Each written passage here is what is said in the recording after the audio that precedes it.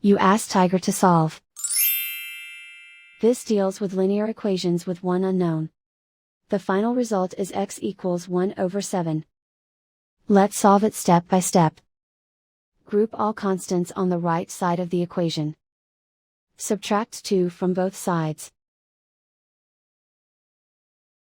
Group like terms. Simplify the arithmetic.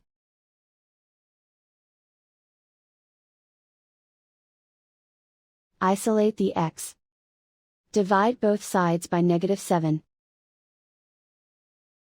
Cancel out the negatives.